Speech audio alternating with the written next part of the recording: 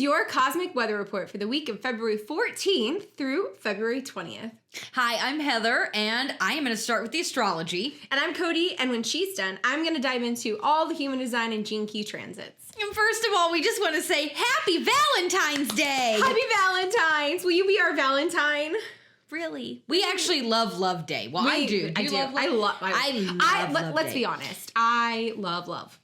Right, same. Love. Same. Love. Same. And I know some of you are listening to us or watching us and you're like, it's a Hallmark holiday. It's all It's about, so dumb. It's about this. We should do it It's about every that. day. Valentine's Day should be every It's day. true. We should do all these Yeah, things we every should. day. And sometimes we can take a special day and say, you know what? I'm going to remember that love is special. That's all I'm Love gonna do. is special. So on that note, this week in astrology, we are going to bid adieu to Aquarius, this Bye. one. And we're going to say, hello, Pisces. Oh, hello. So we'll be ending Aquarius season and Pisces season is welcoming in. So I love you, Pisces, but you're emotional, even though you don't want to be. But I love you. You emo. I love Pisces. I'm an Aries and some of my besties are Pisces. I do. One of my besties is love 'em. Pisces. I love her. Yes.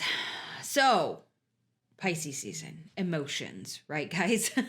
Running deep underground. Deep in the cores of the earth. If you imagine the lava like low in the earth, that is how deep emotions are going to run during Pisces season, okay? Yes. It's not to scare anybody, but we're also going to welcome a dynamic snow moon in Leo this week. Say what? So you're going to have Pisces energy and Leo energy, which Leos, we all know, I have some great friends that are Leos We all know Leos. because we know they're there. Hello, Leos! So there may be projects that you are ready to get a conclusion on this week. So you are like, let's wrap it up. Let's get it done. So this is a great time around this full moon to release things. Conclude those projects, sign those contracts, get the stuff done, guys, so that you can welcome in that great new energy. Release it with that full moon, with that dynamic Leo energy. It may give some of you that boost you're needing to go ahead and say, okay, guys, on this work project, we need to wrap this up or we need to put that end date in place. And so really use that energy for your benefit this week.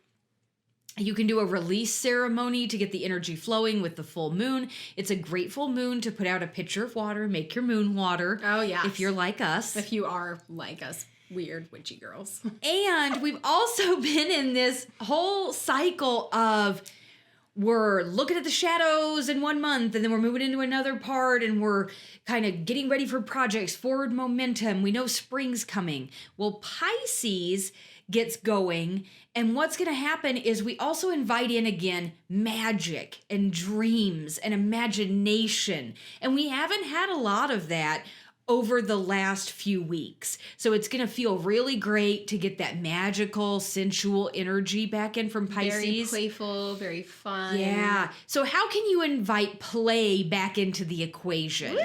How can you invite love and imagination? And I'm not talking about like a little bit of imagination, like if you have a new project coming up, how can you dream your biggest dream? Because that's Pisces. They love to dream and to think and to imagine.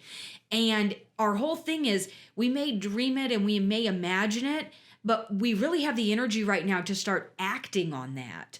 So let's have those big dreams, have those big imagination sessions and those big, I want to go play in the sand, plan that trip. Now is the time. Now is the time to be playful. Yes.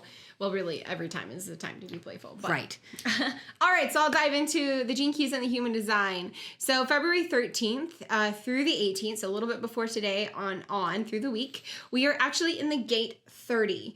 And that is the gate of passion. So you can see how there's a similarity, right? Gene key 30, it really moves from the shadow of desire into the highest expression, which is rapture, and it is the way of lightness. So I really love that because I really also want it to be clear that although desire here is a shadow frequency, it actually, there is no right or wrong in desire. It's about looking at the things that we desire for Are they light and easy and buoyant and playful, and they make us want to go after them and they pull us forward? Or are they heavy and fear-based and based in emotion that seems limiting?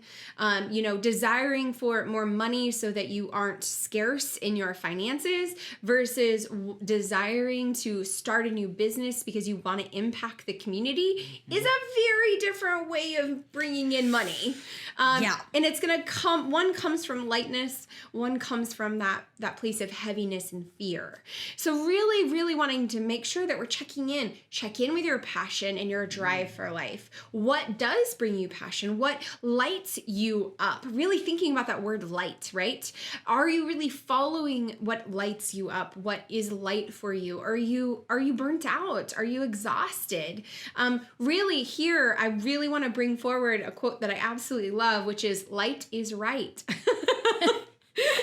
It's something that is a very true quote. It's a very true, and it's such a simple quote. Light is right. Really making sure that you're leaning into things that are light, things that are easy. We are actually dynamically, quantumly moving out of an old consciousness paradigm that has lived and breathed around heaviness, working hard, digging in, forcing, all of those dynamic responses around attaining a goal through shame that's actually starting to release. Shaming ourselves forward, punishing ourselves forward, pushing ourselves forward, no pain, no gain.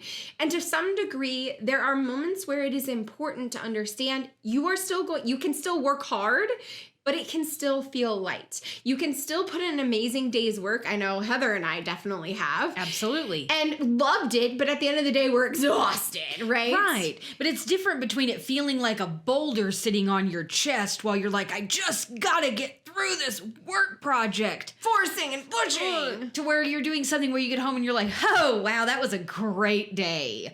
Or, wow, that day was kind of hard, but I'm so glad I got to do that work. And it feels so good. There's a very big difference in that one feels light and that is right.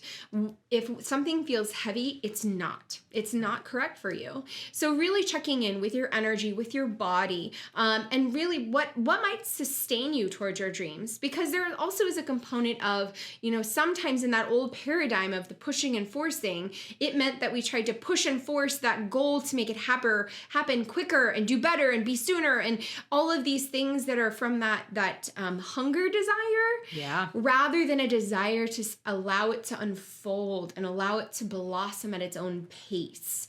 So there's a difference there in, what can you do to sustain your desires and your dreams and make them happen in a way that feels light, in a way that feels nurturing, but still allows them to come to fruition, and really allowing yourself to understand that lightness and that brightness in your life. And then, of course, the full moon is actually in the gate 29, which is the gate of devotion. So on that 16th, in the middle of the week, we have that full moon energy. And the gene key 29 moves from the shadow of half-heartedness into the highest expression, which is devotion. And it is the way of commitment. So there's something beautiful in how these two play on each other is when we're stuck in our half-hearted desires that are maybe based in fears or limitations or old stories of scarcity and lack, and we have to force our way through, we're not really into this rapture and devotion of life and to the things that light us up and really being committed to our hearts and our lightness and our ability to make dreams that inspire not only me, but the world around me, right? It's a win-win-win. When it's a win-win-win, it's right. Absolutely, and it's in balance. And when I say win-win-win, I mean it's a win for me, it's a win for the client or the person I'm working with, and it's a win for the world collectively. So really thinking about, full moons are about staying in alignment, looking at, how we're creating our aspirations. Are we staying in alignment? Are we really looking at our devotion and our commitment to ourselves and our dreams and our relationships? And how are they serving us? Explore things that we have said yes to, but maybe are a no, kind of re-looking at some of those things, or maybe looking at, did you say yes to something, but it really was a no, and so you've been half-hearted the entire time. So making sure you're also not overcommitting or becoming codependent in the process is also really important. Hey, I think that's all I got. That's all I got. We hope that you guys get a lot out of this and you have some deep things to think on this week and some ways to navigate the week a little bit smoother. Yeah. So comment below your thoughts, what you experienced, what you got out of today. And if you got something really great out of this, please share it. Make sure to subscribe. Hit that little subscribe button and like us. And we will see you next week. Bye, guys. Bye.